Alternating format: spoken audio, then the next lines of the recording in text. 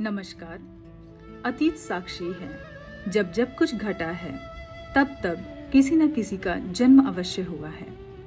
इन घटनाओं को आप आकस्मिक न समझें।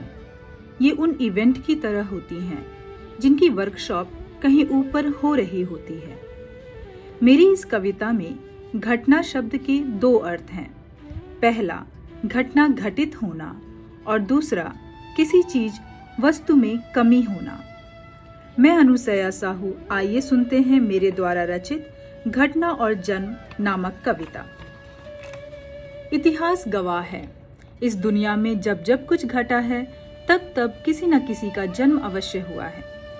जब पुण्य घटा तो पाप का जन्म हुआ, जब अपराध घटा तो नियमों का जन्म हुआ, जब प्रेम घटा तब शिशु का जन्म हुआ, जब सुख घटा तो मनोरंजन का जन्म हुआ, और जब दुख घटा तो विचारों का जन्म हुआ।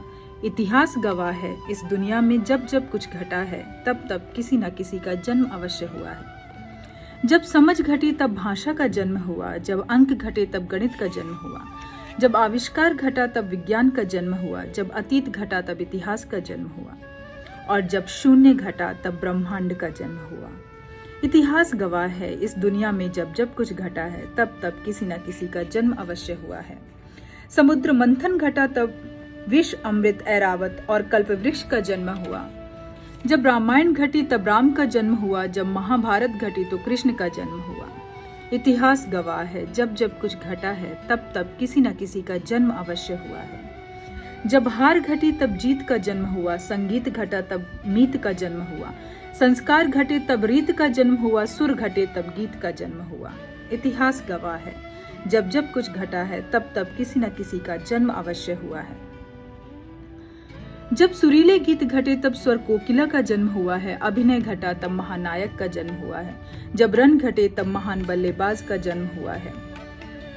अतीत साक्षी है, जब जब कुछ घटा है तब तब किसी न किसी का जन्म अवश्य हुआ है। और इस घटना और जन्म की कहानी के बीच समय सिर्फ चला है।